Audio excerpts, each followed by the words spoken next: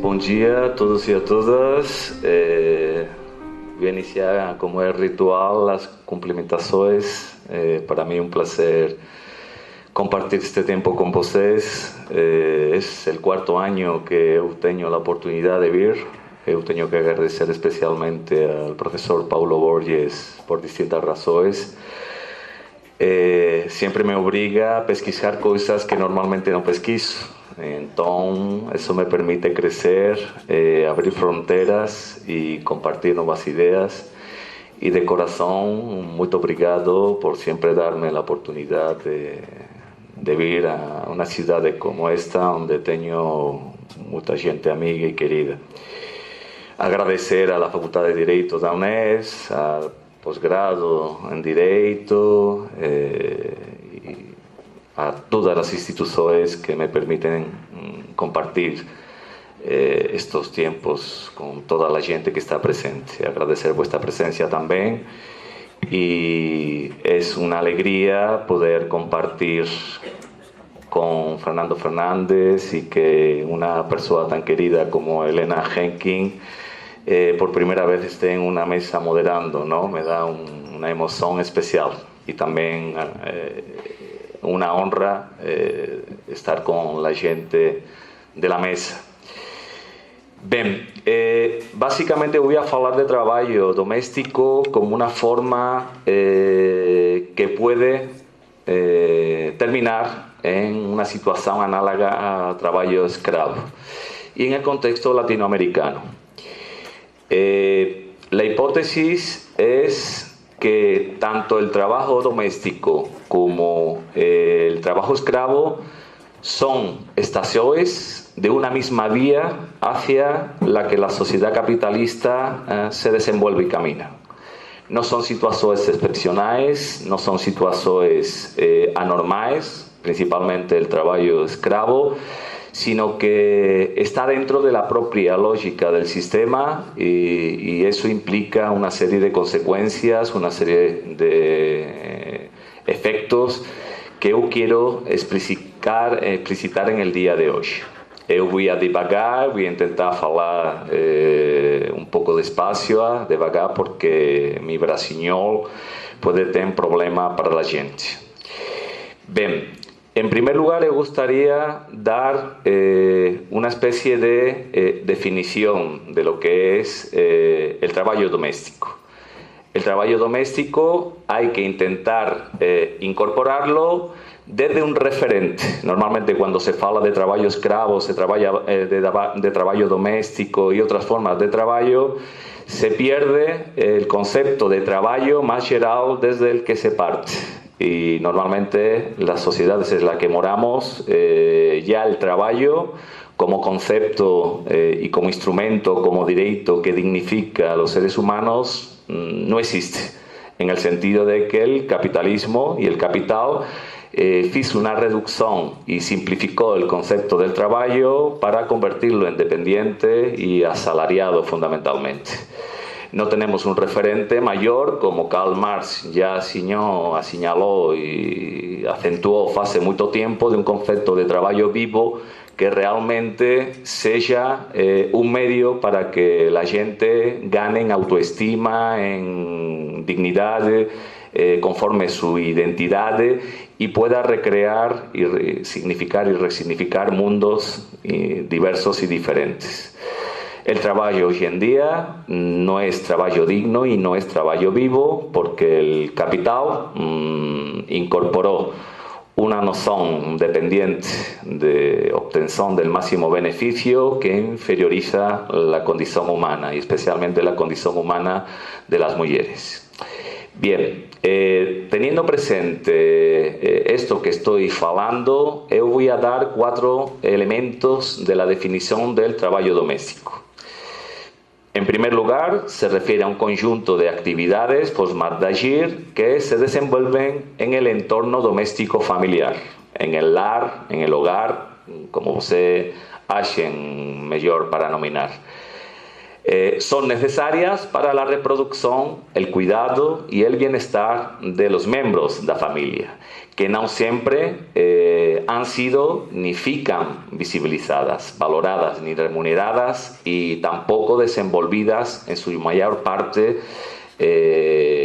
por hombres, sino principalmente por mujeres. Son las mujeres las que heredan, son herederas de ese trabajo no productivo desenvolvido al interior de las familias y que ahora el capital, como una forma de consuelo de mínimos derechos, traduce en pequeños salarios para que las mujeres que no pertenecen a la familia sustituyan, en los casos que así sucede, a las mujeres que tienen que buscar otros trabajos. Yo voy a hacer hincapié en esta idea para que el sistema capitalista se fortalezca y se consolide.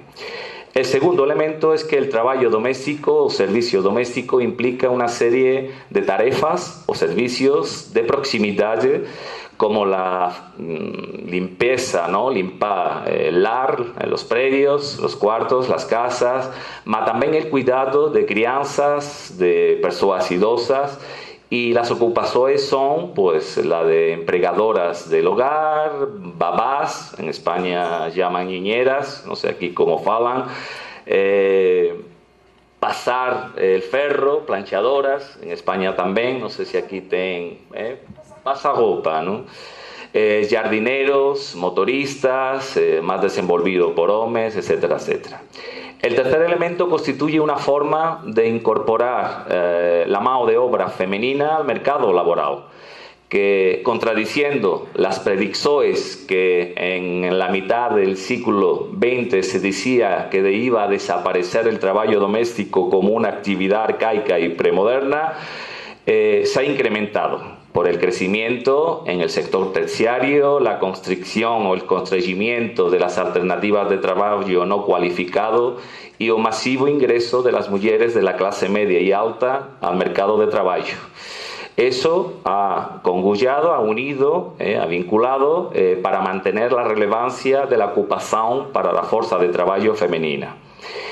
Y en cuarto lugar, los recursos sociales de las mujeres que se detectan en lo que se denomina, Saskia Sassen lo dice, los circuitos de supervivencia, algunos de los cuales están vinculados con el incremento, la acentuación de los flujos migratorios internacionales, tales como el tráfico, la trata ilegal de mujeres para la prostitución, el incremento de la demanda de las mujeres en los llamados servicios de proximidad, servicio doméstico, cuidado, como falé anteriormente, de crianzas y idosos, y el incremento a las actividades generadoras de las remesas de las mujeres inmigrantes. Yo quiero que tengamos en cuenta la siguiente hipótesis, ¿no?, que me parece fundamental y que yo anticipé. Si falamos de trabajo doméstico, tenemos que hablar de qué trabajo, de forma más general, estamos nos refiriendo. Entonces, el concepto que desde el capitalismo de trabajo, de forma general, se usa, es un concepto, como anticipé anteriormente, reducido. Es decir, el trabajo se reduce como producto de valor para el capital, más que no resulta en valor de uso para el sujeto que trabaja. Promueve separación, tiempo, trabajo y tiempo de vida, a tiempo que excluyó progresivamente los otros modos de relaciones de trabajo y vida, vinculado con ese concepto de trabajo vivo más digno y donde el ser humano es el referente y no el capital. Vivimos una sociedad donde los humanos dependemos del capital y no el capital dependen de los humanos. El trabajo y la dignidad se desvinculan. Se esvacía su riqueza de sentidos para el desenvolvimiento de las subjetividades dignas de ser vividas. Identidad, autoconfianza, autorrespeto, autoestima. Fabio Conder Comparado fala que el derecho al trabajo é a pedra, ou deveria ser a pedra angular da construção de uma verdadeira sociedade democrática. Pero la marca del trabajo asalariado dentro del capitalismo es el referente e é el referente en su relación social, na cual la mayoría das persoas é compelida a vender a súa forza de traballo como única alternativa para reproducirse.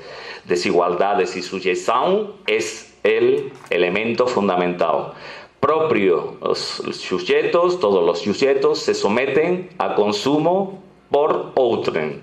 Perversas abstracciones por medio del contrato de troca, equivalentes y formadas por voluntades de sujetos libres aparentes, chancelándose como jurídicas y jurídicamente legítimo el ejercicio de una violencia estructural.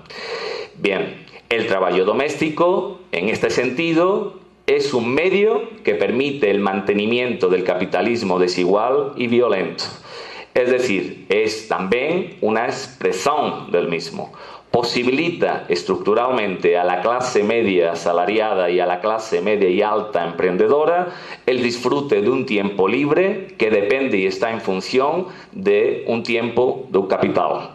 Uno de los fundamentales pilares del capitalismo es el trabajo doméstico y implica una dupla o triple o cuádruple precariedades. Con eso lo que yo quiero destacar es que la forma como el capitalismo jerarquiza y como organiza las relaciones humanas es desde una lógica de asimetría y una lógica de dominación donde lo que predomina es una estructura relacional donde la gente es clasificada como superior e inferior. Quien emprega y quien desenvuelve el trabajo doméstico expresa ese criterio de achar que unos son superiores a otros. Y muestra no solamente que se establecen vínculos de tipo laboral, normativo, jurídico formal que aparentemente permite garantir la protección de derechos, sino que expresa lo que sucede a nivel cotidiano bajo el prisma de lo que se denomina la colonialidad de poder y su característica interseccional. Yo voy a explicar después qué es. Es decir, que el trabajo doméstico es una expresión acentuada de lo que es el trabajo asalariado normal. Y lo que eso expresa y lo que eso manifiesta es que detrás se desenvuelven lógicas hegemónicas de dominación, marginación y discriminación, generándose situaciones de exploraciones análogas a veces al trabajo esclavo, por distintas razones, no solo por razones de clase, más también, sino por razones de raza, de género, entre otras. La peculiaridad es que en las sociedades occidentales capitalistas y colonizadoras, coloniales, se manifiestan esos distintos tipos de dominación que caminan, van de las manos dadas como un modo conjunto con un modo de producción que es el propio del capitalismo y que termina por acentuar las verticalidades, las dependencias y las jerarquías de las relaciones sociales. No es que exista una estructura de opresión autónoma e independiente con respecto al resto de opresores y dominadores, sino que todas interseccionalmente se superponen. Todas, como señala Gloria Anzaldúa y María Lugones, expresan esa dimensión de superposición de opresores o esa interseccionalidad de opresores que las mujeres en el trabajo doméstico experimentan también por tener una raza, por tener un género, por tener una situación de clase, etcétera, etcétera. Estas interseccionalidades se proyectan y se manifiestan de una manera más acentuada en el trabajo doméstico. Destacar en el contexto latinoamericano y en España que existen comunes denominadores. Estas interseccionalidades aparecen desde contextos diferentes y teniendo en cuenta que América Latina tiene una pluralidad de expresores y existe una América Latina diversa. Y el común denominador es que normalmente y mayoritariamente el trabajo doméstico se da en la esfera informal de la economía, por lo que normalmente el colectivo de trabajadoras domésticas, por lo general, no tienen reconocidos sus derechos laborales ya de por sí precarizados y que son positivizados en las normas jurídicas y son muy pocos los casos de aquellos países que tienen legislaciones que las amparen de una manera digna y una manera, en cierta forma, con capacidad de significar su realidad, y que, como vamos a comprobar, las legislaciones y las normatividades que existen son especiales, afastándose de la legislación general, que normalmente reconoce más derechos que la legislación especial de las trabajadoras. Tanto en los países latinoamericanos como España existen abusos por condición de género, edad, clase social, etnia y situación de ser inmigrante o migrante, interno o externo. Y no es, repito, una situación de excepcionalidad. En el caso de España, normalmente las trabajadoras o los trabajadores domésticos, pero la mayoría son mujeres, son inmigrantes. Son ecuatorianas, son bolivianas y se encargan normalmente de cuidar a gente idosa, a veces también a las crianzas, y de desenvolver lo que tradicionalmente se vincula con el trabajo al interior de la familia. En América Latina normalmente son mujeres de clases inferiores o mujeres migrantes al interior de los países que también tienen esa condición social de exclusión. En cierta forma, predominan los salarios bajos y normalmente son salarios bajos que no tienen capacidad para que la gente llegue a fin de mes, y, en cierta forma, a veces también son salarios que se sustituyen por especies. Normalmente no se paga un salario porque se da alimentación o se da alojamiento. Y además se desenvuelven condiciones laborales deficientes, predominantemente, como falé anteriormente, en la economía llamada sumergida o informal. Las diferencias también la comenté, ¿no? España, más inmigrantes, y en América Latina, gente del interior de los respectivos países. Y fundamentalmente en América Latina también se incorporan factores de etnia y de raza que se suman a los factores socioeconómicos, acentuando la exclusión social de las trabajadoras domésticas. Y sucede algo curioso. En los países occidentales, y que forman parte de los países del norte, como Europa, perteneciente a Europa o perteneciente a Estados Unidos, etcétera, etcétera, internamente ya existe una asimetría donde se jerarquiza a la gente entre superior e inferior, pero con los extranjeros esa asimetría se incrementa y se acentúa. Es decir, que si un español o una española tiene una clase social baja y evidentemente se le contrata en el ámbito doméstico, ya es inferiorizado. Pero si además es inmigrante, es ecuatoriano o es boliviano, la discriminación es mucho mayor, y la discriminación precarizando a aquella persona se incrementa dupla o triplemente. Esto manifiesta algo que falé anteriormente, y es lo que desde la colonialidad del poder, autores como Walter Miñolo, Aníbal Quijano, Edgar Lander, Ramón Grossfogel, el propio Arturo Escobar, el propio Enrique Dussel, entre otros, y paralelamente en el diálogo que hace Boaventura de Sousa Santos, o la propia María Lugones, y en otro contexto teórico Gloria Anzaldúa, expresa algo que es propio de las sociedades modernas capitalistas. Y las sociedades modernas capitalistas hacen muy bien lo siguiente: sobre abstracciones que incluyen a los seres humanos, sobre una lógica de exclusiones abstractas que se reflejan en las normas jurídicas de carácter nacional e internacional, se construye un suelo o un chao donde predominan las exclusiones concretas. Es decir, que los países de capitalismo moderno, capitalismo central y dependiente, clasifican la realidad no solo del trabajo, sino del ser, del saber, del poder y del hacer humano desde una simetría estructural donde, por razones sexuales, de género, de raza, etarias, de discapacidad o deficiencia, como dicen aquí, psíquica o física, etcétera, etcétera, se consideran a unos como superiores y se consideran a otros como inferiores. El traballo doméstico refleja muito ben esa forma asimétrica de considerar que existen persoas mellores e que existen persoas que son peores, que existen ganadores y que existen perdedores.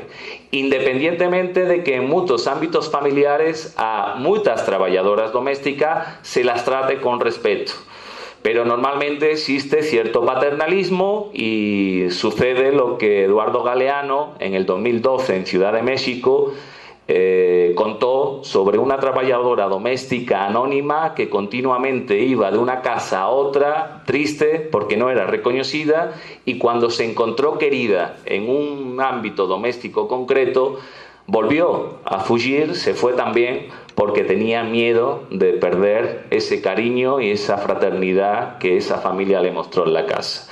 Son excepcionales los tratamientos de horizontalidades y predominan normalmente esos tratamientos donde el otro o la otra no son tratados como sujetos. Son tratados como objetos o como sujetos prescindibles, dependiendo de que el sistema esté en una situación de crecimiento económico y precise demanda laboral, o dependiendo de que el sistema esté en crisis y no precise de demanda para poder contratar unas personas que tienen todo el derecho del mundo a desenvolver su vida con dignidad, pero que tal como se concibe el mundo del trabajo no es así. Eso brille con su total ausencia.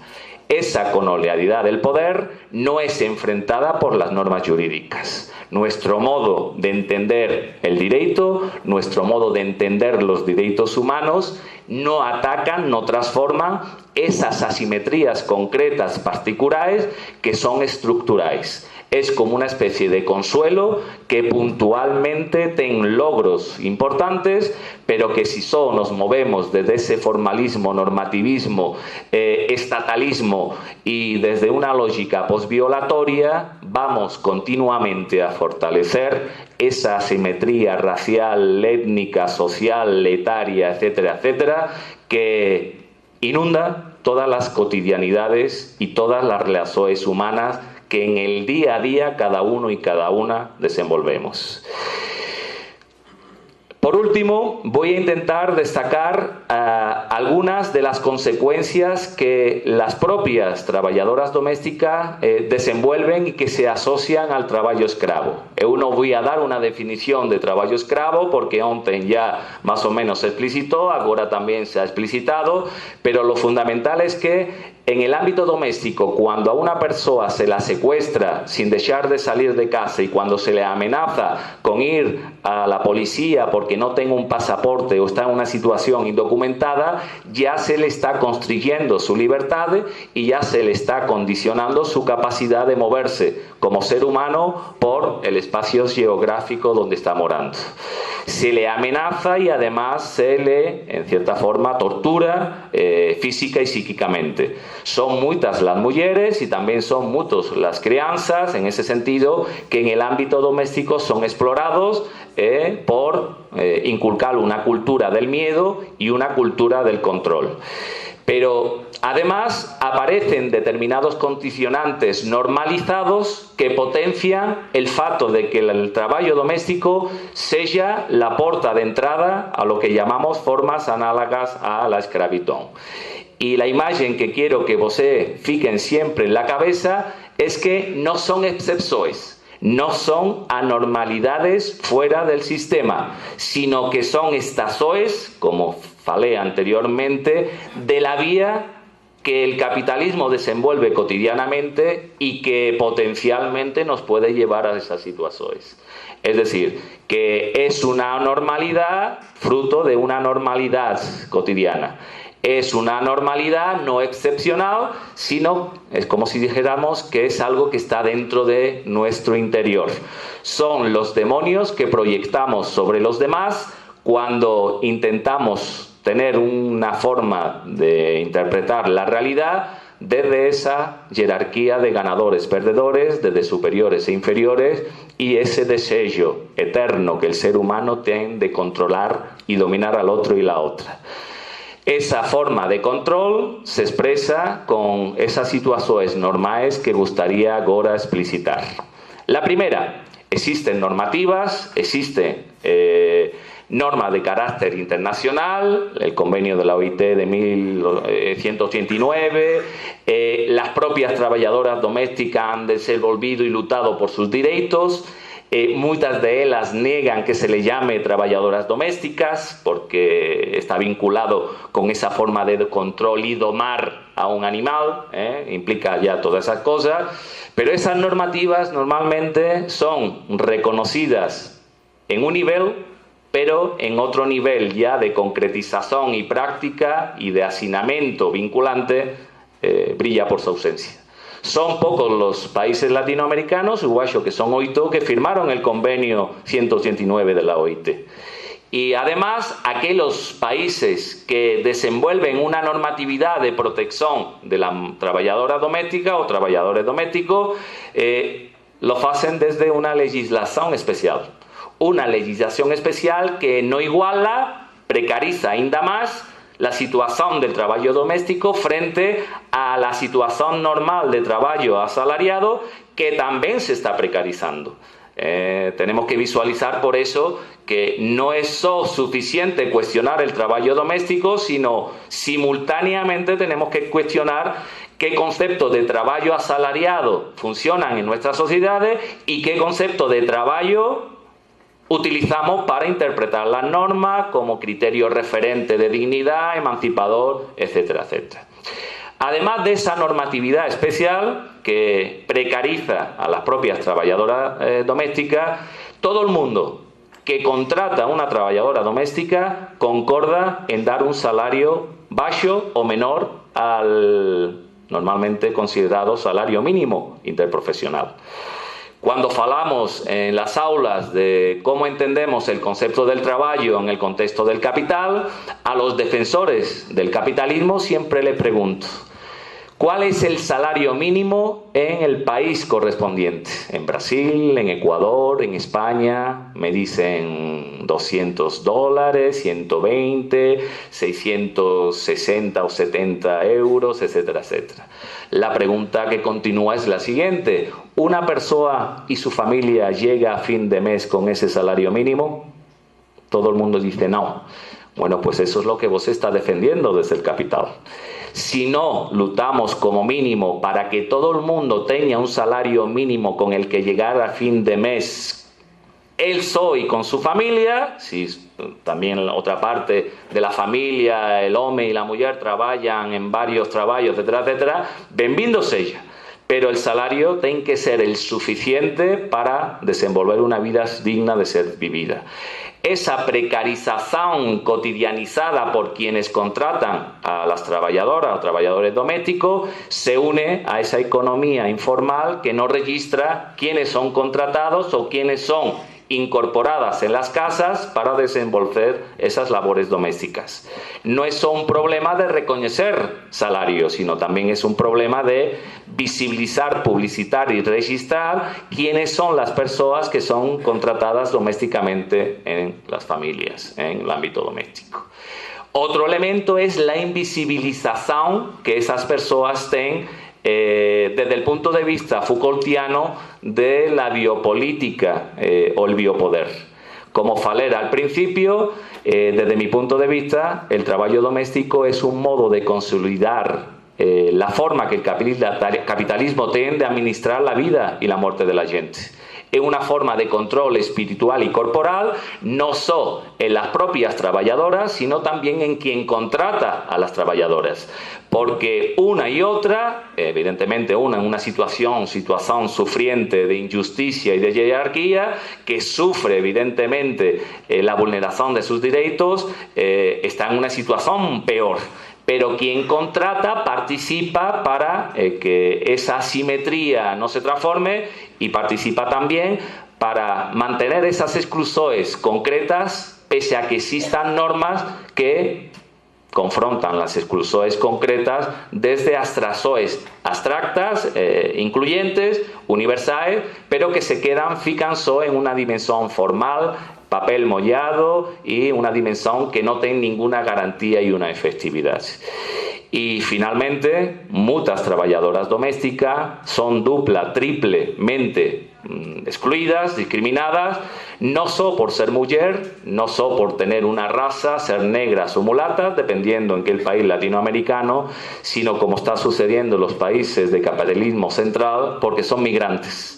Las migrantes no tienen derecho ninguno, no tienen capacidad de sindicar, de reivindicar derechos, y eso es aprovechado por la gente normal de la rúa, por la gente normal de la ciudadanía, porque le beneficia en su capacidad de desenvolver aquellos trabajos, atención, que no reconocen, cuando se desenvuelven, la capacidad que una familia debe de tener de cuidar a sus hijos. La perversidad del capitalismo es que tener fillos es un insulto. Tener fillos no permite, en cierta forma, desenvolver el trabajo productivo o trabajo financiero que consolida, fomenta y, en cierta forma, fortalece la propia lógica del capital. No nos engañemos, ninguno de nosotros somos referentes para el capitalismo. Somos referentes si ganamos dinero, si obtenemos riqueza y nos convertimos en usureros avariciosos y gente que acumula, acumula y acumula. Soluciones. Las soluciones son difíciles, pero voy a dar algunas propuestas. Yo siempre falo que no existen fórmulas matemáticas, cada contexto tiene su propia solución. Yo estoy falando desde una posición privilegiada. Yo soy trabajador de mi propia casa, con mi mujer, con Pilar Cruz Zúñiga, que es con la que hice este trabajo. Y algo fundamental es explicitar cuál es la sociabilidad cotidiana y diaria que cada uno y cada uno de nos desenvolvemos día a día. Si nuestra propia forma de agir y nuestra propia forma de comportarnos con el otro, con la otra, con el prójimo, con la prójima, si falan de prójima, ¿no? Me van a la Real Academia de la Lengua Española, me va... tenemos que percibir si esa forma de relacionarlo es con reconocimientos mutuos, si es desde un respeto, si es de una lógica donde todo el mundo es reconocido como sujeto. Si nuestros preconceptos no son tan acentuados y nos permiten percibir que el otro y la otra tienen dignidad, o si nuestros preconceptos nos limitan para limitar, en este caso, para no conocer y reconocer como sujeto a quien tiene un color de piel especial o a quien tiene una condición ciudadana que no es la nuestra, a quien vino por circunstancias de supervivencia en sus países de origen y por ser inmigrante, a lo mejor lo tratamos de forma respetuosa pero paternalísticamente, o si como empleadores achamos que los trabajadores no precisan tener un salario digno porque lo que yo quiero es tener unas casas impresionantes, unos carros impresionantes y viajar cada fin de mes donde yo quiera. Atención, si eso es bienvenido, pero si no es como producto de explorar, discriminar a la gente. Y además, si mi comportamiento no es patriarcal y machista, en el sentido de considerar a una mujer como objeto, o en el sentido también de mujeres y hombres que achan que las relaciones humanas son como usar y tirar. En ese sentido es fundamental los espacios cotidianos para vincularlo con la importancia de las normas jurídicas. Con eso no estoy hablando de que las normas no sean fundamentales. Las abstracciones de inclusión que normalmente tienen las normas jurídicas tienen que ser complementadas con esas inclusiones concretas de respeto entre unos y otros. Además, lo que tenemos que explicitar y visibilizar que los derechos humanos no son solo un problema postviolatorio, es un problema previolatorio. Las medidas combinadas entre las propias protagonistas que sufren las violaciones de derecho con políticas públicas, con políticas educativas, con políticas donde el Estado comparta y participe y colabore con la policía, con los actores y las actrices, actrices suena mal porque no están actuando, ¿no? Bueno, pues las sufrientes o las personas vulnerabilizadas, como son normalmente las mujeres, pues tenían capacidad de empoderarse, tenían capacidad de adquirir poder. Es fundamental en los derechos humanos transferir poder. Y si eso no se hace reivindicando y transformando el concepto de trabajo que el capitalismo no ha lobotomizado en las cabezas, no vamos a avanzar mucho. Vamos a avanzar en lugares puntuales, vamos a avanzar en espacios concretos, estoy hablando de una posición privilegiada, falar es muy fácil, pero no vamos a transformar, no vamos a enfrentar esa asimetría estructural, institucional, simbólica y relacional que en el día a día, consciente y inconscientemente, normalizada y naturalizadamente, cada uno y cada una de nos desenvolvemos. Muito obrigado e com isso.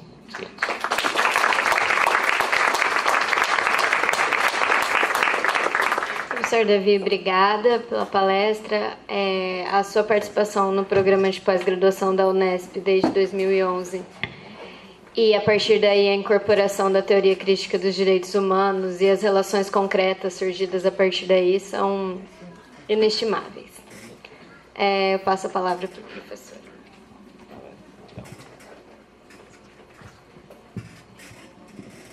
Bom, consegue me ouvir?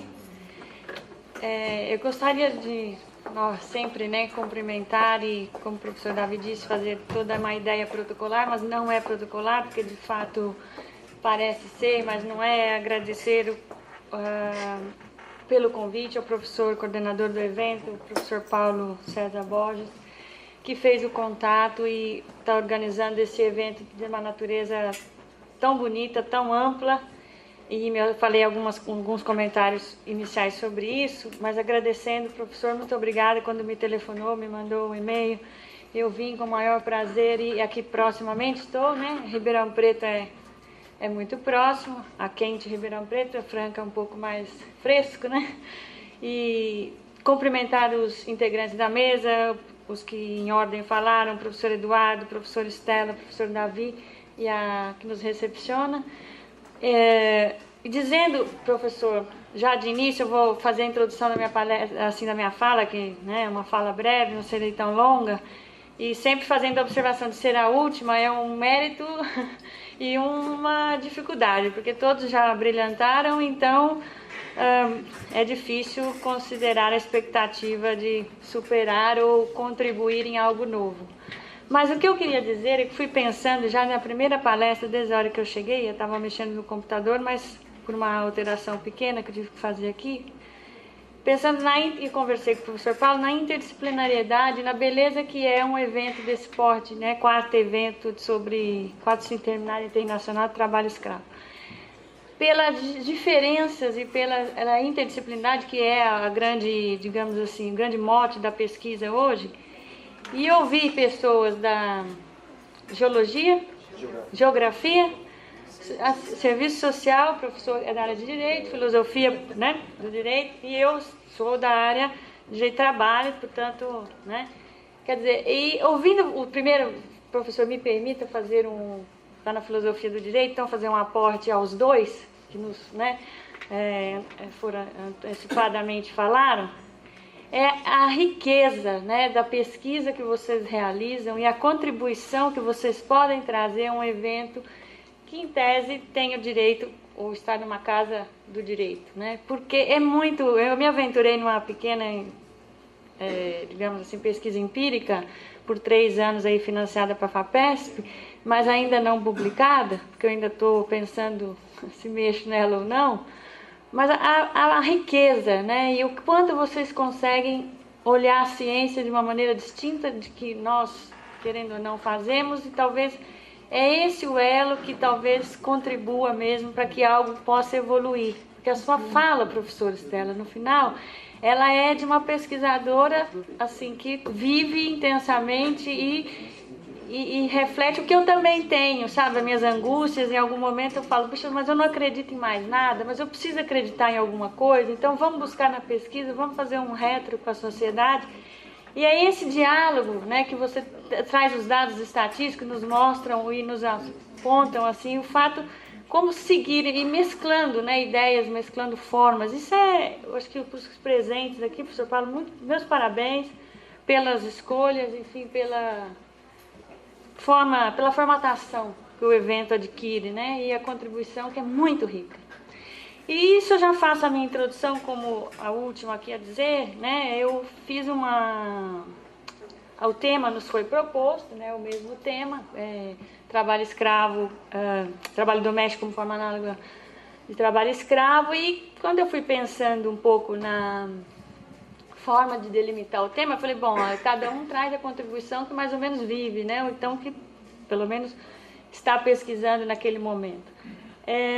Veja, e aí, como uma ideia eu tenho um perfil já diferente, mas tentando levar para o empírico também, mas querendo ou não, ter uma formação muito técnica, e trabalho com a minha linha de pesquisa Direito Internacional do Trabalho e Direito do Trabalho, né, comparado internacional do trabalho, trazendo sempre, ou tentando sempre trazer um paralelo entre o que pode ser visto no campo internacional com o campo nacional. Ontem eu não pude vir à palestra da professora, né, representante aí da ONU, e trouxe toda uma questão da Convenção 29. Infelizmente não pude vir, mas gostaria muito, quero ver o vídeo, professor, se for possível.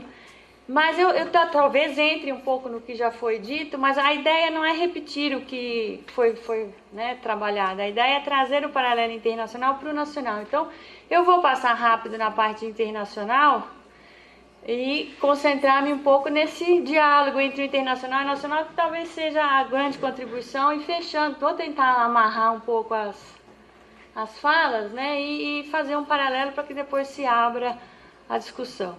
Então, quando eu pensei no artigo, estão aí nos slides, era olhar como a forma, ou como o trabalho doméstico, o professor já entrou no tema, né, professor Davi, trabalho doméstico pode configurar, então, hipótese de trabalho análogo ao escravo, tanto no campo da internacional, via normas internacionais, convenções, né, e recomendações da OIT, e agora um protocolo recente de 2014, com uma nova recomendação complementar, também de 2014, sobre o tema de trabalho escravo, trabalho análogo ao escravo, e o ordenamento brasileiro, ou seja, como é uma fala técnica, né, ou seja, como eu enquadro, né, como eu poderia configurar hipóteses, né, de trabalho doméstico. E depois comparar para trazer alguma... Não se assustem, eu não vou falar isso tudo, vai ser rápida a minha fala. Então eu dividi, essa aqui é a estrutura do próprio texto que foi apresentado, né? Olhar o contexto da OIT, olhar o contexto do Brasil sobre os dois ângulos, trabalho doméstico, trabalho análogo ao escravo, ou trabalho escravo. Depois fazer esse paralelo no ordenamento jurídico, o OIT, o brasileiro, e fazer o comparativo. Muito bem, os primeiros pontos que precisam ser ditos, em termos técnicos, ou seja, jurídico, eminentemente normativo, é que tanto a OIT como o Brasil traçam normas sobre trabalho doméstico e trabalho análogo ao escravo, e de formas separadas, né, são segmentadas, ou seja, eu tenho convenções na OIT, como a 29 e a 105, que vão falar sobre trabalho análogo ao escravo, e primeiramente ali a 189, o professor já citou que poucos países ratificaram, ela é recente, né? Ela não é uma convenção antiga, a 189 de trabalho doméstico, e uma recomendação. Primeiro ponto, isso deve ter sido falado aqui, mas vou só repassar, é que uma convenção da OIT tem uma diferenciação entre o que é uma recomendação, né? Ou seja, uma convenção, os países ratificam, e na medida que ratificam, segundo o sistema internacional adotados, elas entram no país, se for monista, automaticamente por ser membro da OIT, em tese está valendo como norma. Se for um dualista, como no nosso caso, o Brasil é dualista, você tem uma entrada via ratificação e depois aprovação do Senado, consequente trâmite jurídico, para que essa norma entre, né? Então, para o Brasil, uma coisa é eu ter uma convenção internacional. O Brasil é membro nato, né, da OIT, e outra coisa é o Brasil ter ratificado essa convenção, porque ele tem um sistema dualista, internacional, de normas internacionais. Uma recomendação não, uma recomendação significam diretrizes, indicativos de como os países devem lidar com esse tema, e supondo que acatem essa recomendação, também internalize, não como, né, como queiram, mas que são indicativos, que são políticas, digamos assim, a serem seguidas. Muito bem, então, de um aspecto geral, tanto a OIT quanto o Brasil tratam sobre os temas trabalho doméstico e trabalho escravo, ou análogo à condição de escravo, de maneiras distintas e normas distintas. Então, eu falei sobre a OIT. No Brasil, nós temos, portanto, a Constituição Federal, artigo 7º, e aí nós vamos tocar num tema delicado, que é o parágrafo único do artigo 7º, que é onde vai se regulamentar o trabalho doméstico, e de uma forma diferenciada, como já disse o professor Davi, que traz, né, e agora nós vamos depois tratar isso no ordenamento brasileiro, mas traz uma diferenciação, trazia até mais forte essa diferenciação, entre um trabalhador subordinado seletista, digamos assim, geral, regra geral, de um trabalhador doméstico que tinha sua diferenciação de direitos, né? Então nós vamos ver isso também. E no Brasil, já foi falado ontem, com certeza, né, o trabalho análogo à condição de escravo está no 149. Muito bem. De uma maneira geral, um aspecto terminológico que foi feito, só em uma questão de precaução, né, ou seja, uma ideia de trazer uma identidade terminológica entre trabalho forçado ou obrigatório, que é a expressão que a OIT usa, e trabalho análogo à condição de escravo, que o Código Penal usa. Ou seja, se considera, nesse estudo pelo menos, ou nessa fala, e de um modo geral se percebe que assim é, considerado como sinônimos, né? Então não entraria em qualquer uma discussão, fosse considerar se há ou não divergência sobre o que se quer dizer com trabalho forçado obrigatório ou se quer dizer quanto à condição análoga de escravos. Precisaria de um trabalho especificamente e de uma problematização específica para avaliar se havia ou se a norma internacional quis traçar um paralelo ou quis traçar uma diferenciação conceitual em relação às terminologias adotadas. Mas, nesse caso, nós não nos deteremos sobre isso, trataremos como sinônimos, tá? As expressões trabalho forçado obrigatório ou análogo à condição de escravo. Muito bem, o trabalho doméstico, dentro do contexto da OIT, agora já faço os paralelos, né, vou avançando para depois chegar na comparação final, em termos de normatização, em termos de regulamentação, que é o que eu quero e as consequências, talvez, que vocês possam tirar disso, né? Porque toda fala se termina com uma pergunta, não é mesmo? Então, veja, quando eu tenho o trabalho doméstico no âmbito da OIT, eu tenho que, de fato, a Convenção 189, né, e a Recomendação 201, principalmente a Convenção 189, tentam traçar, de fato, uma proteção ampla, conceituam, ou seja, dentro dessa identidade de que é aquele que trabalha, ou aquela pessoa, sexo feminino, masculino, que trabalham num campo doméstico, ou seja, domus, lar, enfim, que vai estar no campo residencial. O Brasil vai usar na residência destas, mas aqui ele vai usar domicílio, doméstico, e que tem uma, digamos assim, ela usa a expressão relação de trabalho, mas ela está dizendo na tradução inglesa que é employment, ela está usando a expressão de subordinado, portanto, ela está fazendo a expressão de aquele trabalho que tem a subordinação como requisito, né? Não é uma relação outra, ela é aquela subordinada, que tem a subordinação e que vai ser, portanto, no campo residencial, a gente conheceria aqui nessa expressão brasileira. E que aqueles ocasionais ou que esporadicamente fazem esse serviço, que não sejam de caráter profissional, não se enquadrariam nessa definição, portanto, da 189. E mais, no 3.2, no artigo 3.2, ele já, 89 vem posterior, a 189, perdão, vem posteriormente, ela é de 2011, essa convenção, ela vai traçar a ideia de que já, de fato, há um problema inerente à questão doméstica, que é a possibilidade, essa fragilidade apontada já, né, pelo professor Davi e por todos, de que é preciso se proteger essa relação e a eliminação de todas as formas de trabalho análogo ao escravo, né? Ou seja, essa ideia de a proteção de formas de trabalho análogo ao escravo, e aqui eu estou usando essa expressão, eu repito, trabalho forçado ou obrigatório como sinônimos, é um princípio base da OIT, né? Ou seja, ela traça como pilar fundamental das 4 convenções que, na verdade, nem exigiriam mais a ratificação pelos países membros, ou seja, como princípios fundamentais de direito internacional. Por ser país membro, você teria que trazer a internalização e o cumprimento e a erradicação, portanto, todos os esforços a se erradicar esse tipo de ou forma de trabalho.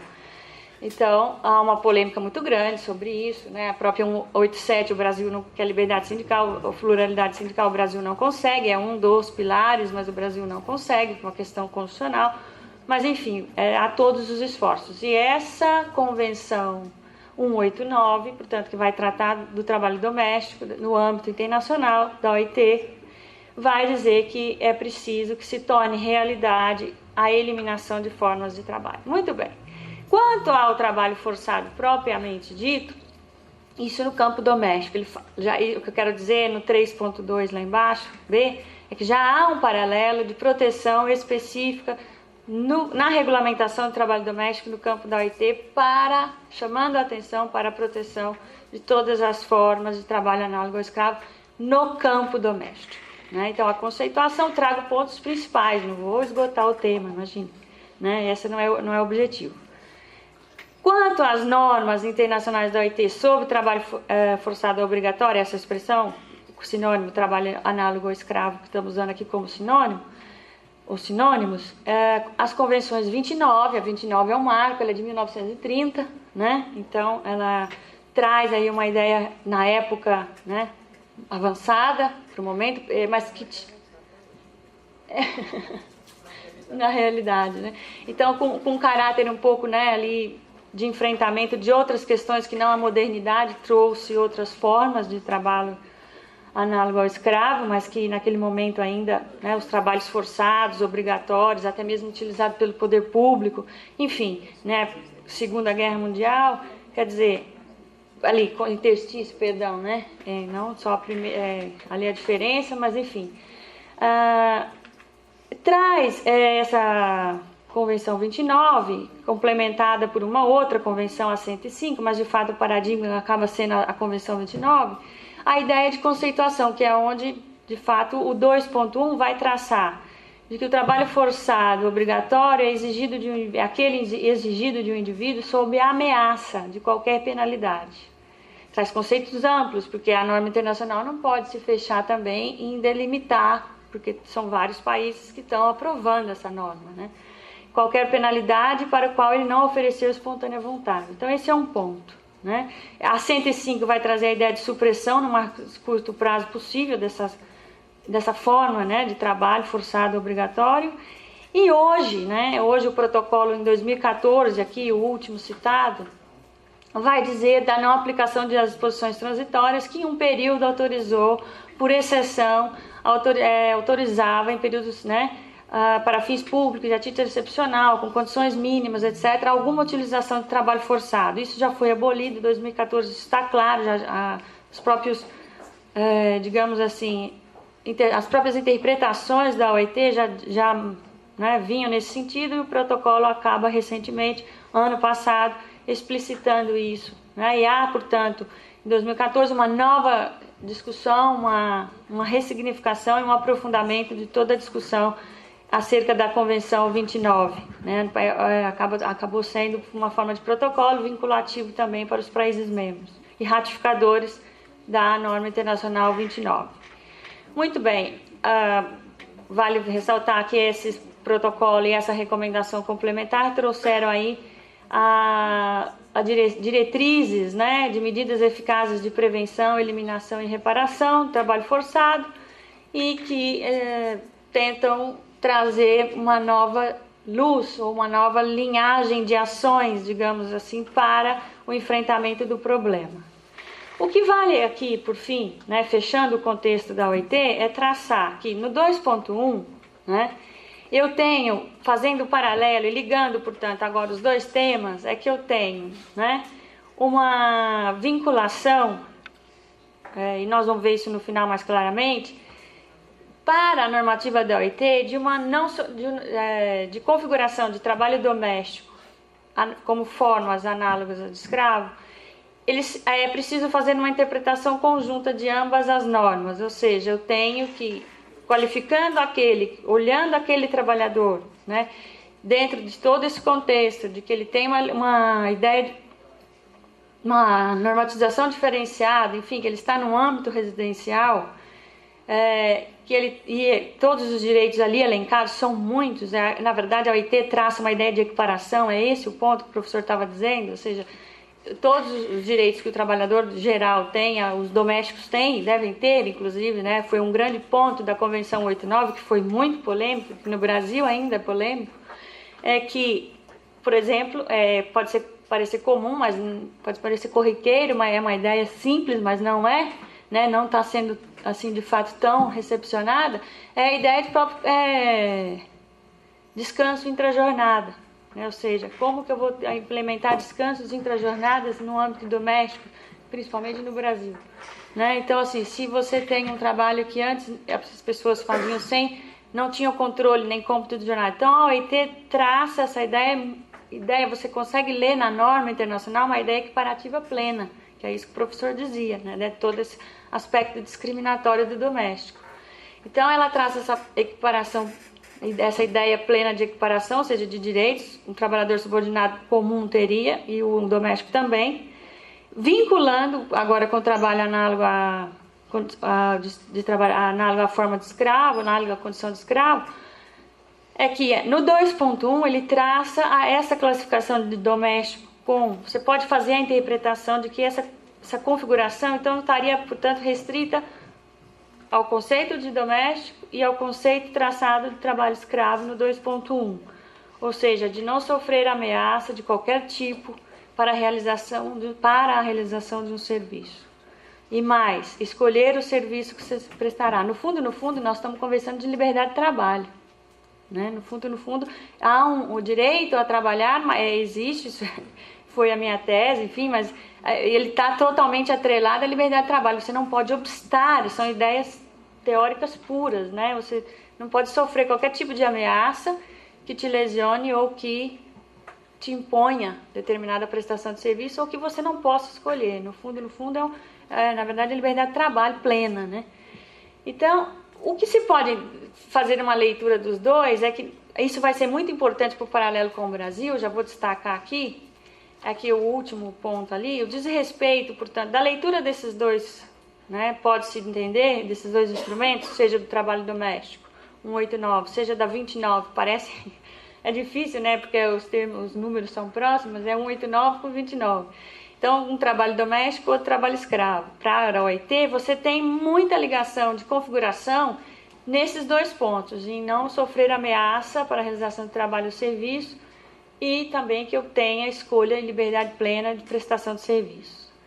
Portanto, isso significa, ou se pode tentar dizer, que o mero descumprimento, né, de direitos trabalhistas, ele será discriminatório, ele deverá ser ressarcido, ele poderá ter uma influenciação de toda a gama de direitos trabalhistas ou de descumprimento de legislação trabalhista, mas isso não implicaria necessariamente o descumprimento por si só de âmbito trabalhista, de direitos trabalhistas. Então, nós estamos conversando de férias, nós estamos conversando de horas extras, nós estamos conversando de direitos que gravitam em torno do contrato de trabalho.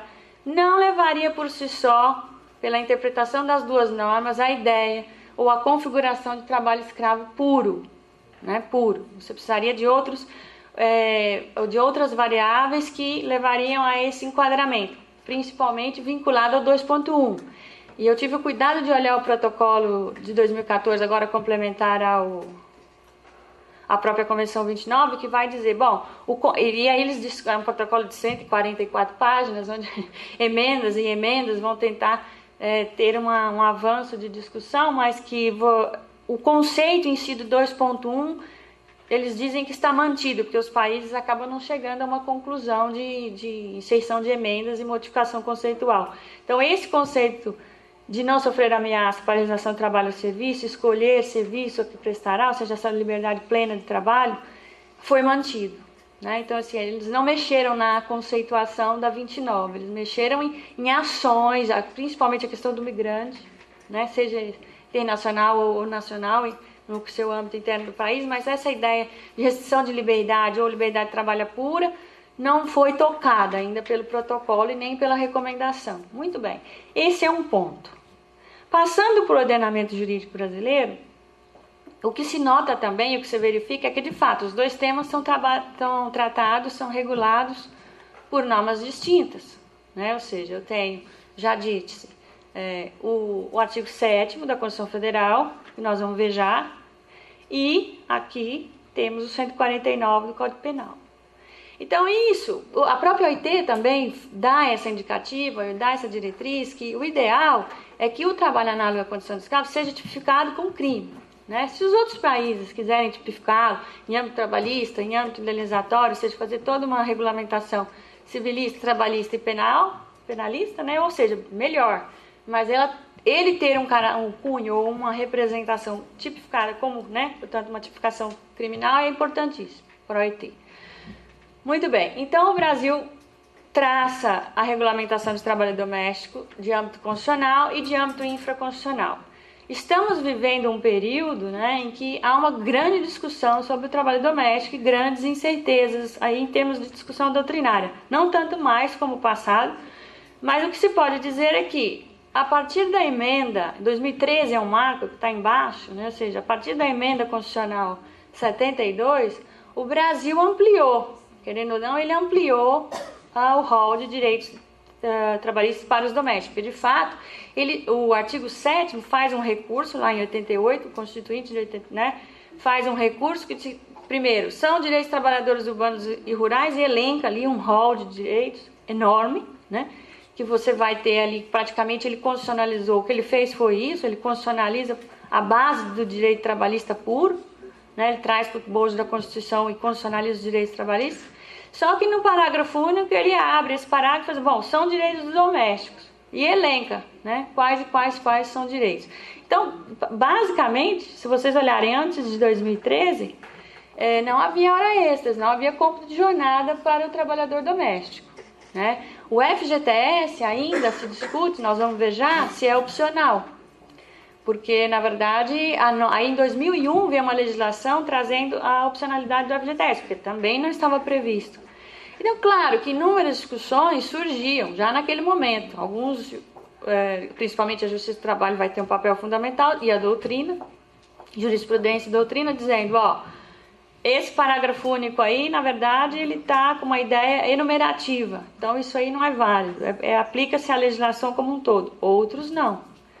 Então, a grande maioria entendia que não, que de fato era o que a gente chama em direito taxativo, ou seja, eles só teriam aqueles direitos que estavam ali elencados. E era assim, antes de 2013, que o doméstico de fato não tinha determinados direitos trabalhistas que a regra geral, né, apresenta, né, como, por exemplo, que é um direito básico, que é cômputo de jornada, né? Então, ou seja, doméstico não tem hora extra, trabalhava 24 horas e não receberia hora extra. Na verdade era assim que a jurisprudência interpretava, né? E aí, bom, com a discussão da Convenção 189, o Brasil de fato foi um apoiador da ideia, não ratificou, né? O Brasil não é um dos ratificadores, ou firmar, né, o convênio, na expressão espanhola, mas castelhana, mas não ratificou, mas ao mesmo tempo trouxe uma emenda, conseguiu aprovar uma emenda constitucional em que de fato ampliou e mexe no parágrafo único como um todo. A discussão que ainda está vigente, 2013 para cá, né, então pouco tempo, mas a discussão, porque o Congresso Nacional aprova a emenda, mas fala em lei que a regulamentará, e sempre o subterfúgio é esse, né? Ou seja, vamos fazer alguma coisa, mas depois a gente vê o que faz, mas de fato não veio a lei, né? Então a discussão hoje que se implementa eu tenho direitos de aplicação independentemente de lei infraconstitucional, né? E tenho direitos dependentes de aplicação infraconstitucional, então precisa criar uma lei para alguns, outros já estão valendo, então essa discussão está aí, está balizada, né? Então, de fato, reproduz o problema que o professor indica muito bem, que é a diferenciação, a discriminação que o doméstico sofre na própria legislação, né? Um reflexo disso. Mas, avançando um pouco, passando agora, eu fiz um panorama, né, geral do trabalho doméstico, passando agora para o trabalho análogo ao escravo, o 149, portanto, vai ser o requisito básico, legal, aí, a base interpretativa, e que vai traçar, é interessante olhar aqui, eu tive o cuidado de pegar a própria expressão da lei, né, vai traçar hipóteses, digamos assim, de enquadramento de essa diferenciação que eu quero fazer no âmbito internacional, hipóteses de enquadramento de trabalho análogo ao escravo. Então, se você for ver, o caput traz submissão a trabalhos forçados à jornada exaustiva, sujeição a condições degradantes de trabalho, restrição da locomoção em razão de dívida contraída com o empregador ou preposto. E o parágrafo 1º traz limitação de qualquer meio de transporte, visando a retenção no local de trabalho, manutenção e vigilância ostensiva no local de trabalho. O artigo não fala em retenção com o objetivo de reter, mas é lógico que se eu mantenho vigilância ostensiva, eu estou com a ideia de propriamente mantê-lo retido no local de trabalho. E manutenção de documentos e objetos pessoais do trabalhador, também com a ideia de retenção. Portanto, o que você vê é que no Brasil, fazendo um paralelo de novo, eu tenho normatização de doméstico diferenciada de trabalho escravo, como a própria normatização da OIT, e que no Brasil também não temos uma ideia de enquadramento de doméstico, e como a OIT também não faz, apesar que na 189 ela faz referência explicitamente que deve se proteger, que se deve eliminar, mas nós não temos no Brasil um enquadramento específico de doméstico como análogo à forma de escravo. Mas é lógico que isso não é impossível de se fazer, simplesmente isso se chama para a gente interpretação sistemática, ou seja, você faz uma interpretação com as duas normas e enquadra. Então eu tenho que, se essas, por uma ideia interpretativa que eu tenho, se eu identifico alguma dessas hipóteses previstas no 149, para aquele que trabalha em âmbito residencial, eu não vou adentrar de novo em conceito, porque o professor já explicou, já explanou também, não vou adentrar de novo, a ideia é a mesma, E com a única diferença que o Brasil faz expressa referência sem fins lucrativos, ou seja, no âmbito residencial sem fins lucrativos, que algumas normas não fazem, a OIT não faz essa ideia de sem fins lucrativos, mas o doméstico no Brasil ele pode até acontecer no âmbito doméstico, mas se ele gerar lucro, em tese, ele enquadraria como outro. E esses são os problemas de diferenciações técnicas que o parágrafo único do 7 trouxe. Que hoje a tendência é muito grande de desaparecer, porque, na verdade, a grande ideia é que vão equiparar. A ideia, a própria lei que está vindo advinda da emenda vai dizer, bom, vamos equiparar os dois, está na hora, Então, não há diferenciação, ainda que se houver, haverá pouca, Então, o Brasil faz essa diferenciação sem fins lucrativos para enquadrar o doméstico, Ou seja, no lar, domo, sem fins lucrativos. Não pode gerar finalidade lucrativa. Então, ou seja, se eu tenho aquelas hipóteses previstas aqui no 149, seja caput, seja parágrafo primeiro, enquadrados para aqueles que prestam serviço no âmbito residencial, sem finalidade lucrativa, eu tenho um enquadramento de trabalho doméstico na forma de escravo, é essa a ideia. Apesar de eu não ter uma previsão específica, eu faço uma interpretação sistemática. E aí a ideia é o seguinte, fechando, já estou terminando, por que falar sobre isso? Bom, porque é um tema que não se tratou até agora, não se trata, você pode, eu fiz uma pesquisa significativa, fui tentando rastrear textos e produções acerca de trabalho doméstico e o tema, ou seja, como forma análoga ao escravo, não há dissertações, não identifiquei uma dissertação, não identifiquei, assim, do campo jurídico, isso eu posso ter da minha área, que os professores ali têm outro viés, outra forma de analisar, mas no campo jurídico não há.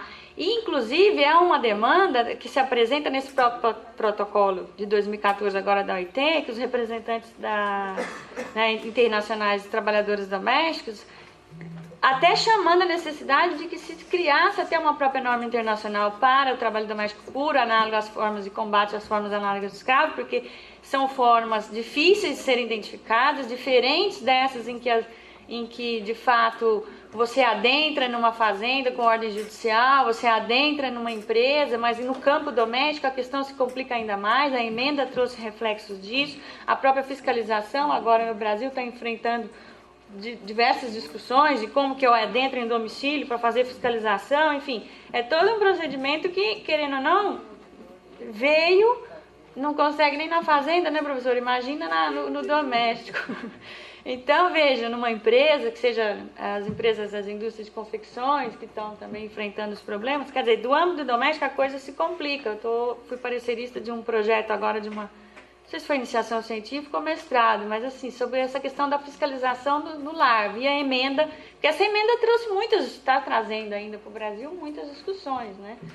Que, querendo ou não, refletem tudo nessas demandas, ou seja, pelos representantes internacionais de trabalhadores e trabalhadoras domésticas, de que é preciso ter formas distintas de lidar com o problema, porque não é fácil enfrentar normalmente, imagina dentro do lar, dentro do domus, digamos assim, que tem a regra de domicílio, né? Ou seja, invasão domiciliar, com toda a questão judicial para se adentrar.